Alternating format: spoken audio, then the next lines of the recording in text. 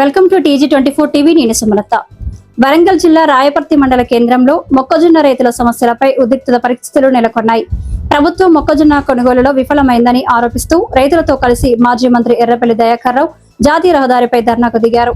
వరంగల్ జిల్లా రాయపర్తి మండల కేంద్రంలోని పోలీస్ స్టేషన్ ఎదురుగా ఖమ్మం వరంగల్ జాతీయ రహదారిపై మొక్కజొన్న రైతులతో కలిసి మాజీ మంత్రి ఎర్రబెల్లి దయాకర్ రావు ధర్నా నిర్వహించారు. మొక్కజొన్న పంటను కొనుగోలు చేయడంలో ప్రభుత్వం విఫలమైందని రైతులు ఆవేదన వ్యక్తం చేశారు.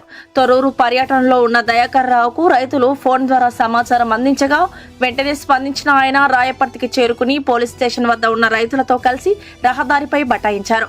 ఈ సందర్భంగా మార్క్ఫెడ్ అధికారులతో ఫోన్లో మాట్లాడిన ఎర్రబెల్లి దయాకర్ రావు వారం రోజుల్లో రైతుల వద్ద ఉన్న మొక్కజొన్న మొత్తాన్ని కొనుగోలు చేయాలని డిమాండ్ చేశారు.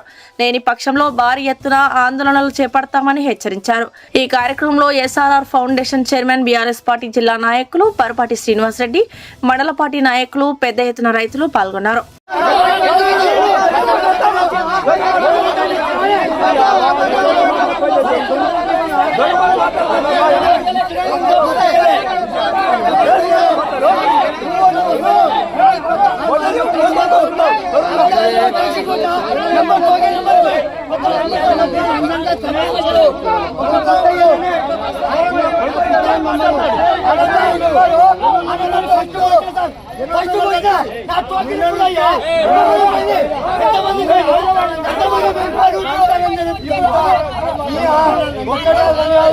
ఒక GM గారు, నేను మంత్రి,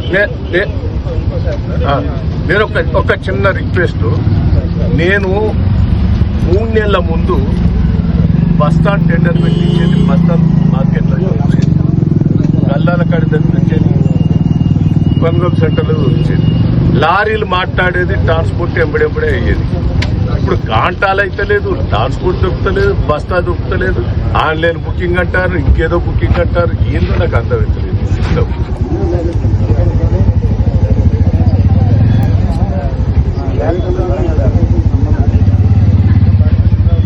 నాకు ఎవరితో సంబంధం లేదు. ఆన్లైన్ బుకింగ్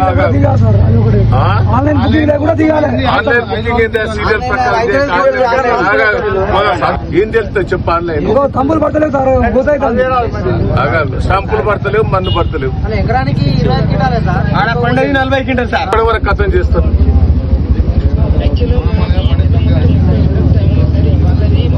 నాకు పక్కన పెట్టండి. ఈ రాయపర్తిది ఏందే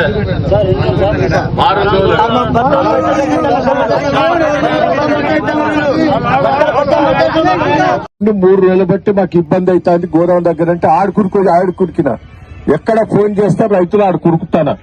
అధికారులతో మాట్లాడుతున్నా, వీళ్ళున్న కాడి వాళ్ళ చేతుల పనులు చేస్తారు. కొన్ని రేవంత్ రెడ్డి నిర్ణయించిన దాన్ని వీళ్ళు ఏం చేయలేరు. వాని దగ్గర మార్పు వస్తలేదు.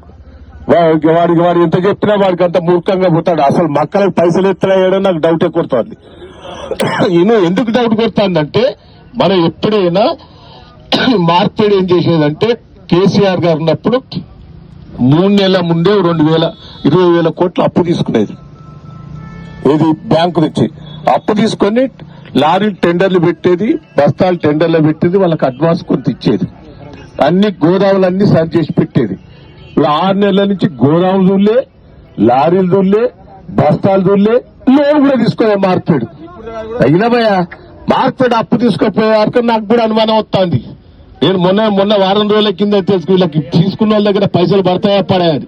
పడకపోతే తన్ని వసూలు చెప్తలేగా చెప్తున్నా. అప్పే తీసుకోలే. దయచేసి వినండి, అప్పు తీసుకోవాలి. అప్పు తీసుకోకుంటే ఏం చెప్తాడంటే ఆన్లైన్ సిస్టమో ఈ సిస్టమో పెట్టి మీరు యాస్ట్ వచ్చి ఇప్పటికి 50% అమ్ముకున్నారు బయటనే. ఇనుండ్రి, ఇది అమ్ముకుంటేనే మనకు కింటాకు 400-500 మిగులుతాయని చూస్తాను. మీకు అర్థమైందో లేదో ఇది. ఈ గోస పెట్టేది ఎందుకు అనుకుంటాను? రైతులు ఇక్కడ కొనలేక బయట అమ్ముకుంటామని. ఎక్కడైనా మనం బాగా పోర్ చేస్తే రైతులు ఇబ్బంది, మనం కొద్దిగా లొల్లి అవుతుంది. ప్రజల నుంచి ఏమైనా వచ్చిన కాడ కొద్దిగా కొని ఏర్పాటు చెప్తాను. ఆయనతో వరంగల్నే మనం లొల్లి పెడతా అంటే కొద్దిగా నడుస్తుంది. దయచేసి నేను ఒక్కటే, ఇప్పుడు అధికారులు నాకు పరిచయమే సార్. నేను నా చేతిలో లేదు, ఈ స్టంప్ తీసేయలేను. కావాల్సింటే ఒక 4 పెడతా, ఇంకో 2 పెడతా. వారం రోజులలో కథం చేసి ఏర్పాటు చేస్తా. బస్తాలు అయితే నాకు తెలియదు సార్. ఏదో ఒకటి చేసి అయితే నేను వారం రోజులలో క్లోజ్ చేస్తా రాయపర్తిలా. చేయకపోతే మీరు చూడండి సార్ అని అంటాండి. హాయ్ అండి, నేను మీ Satyasri. Please do subscribe TG24 TV.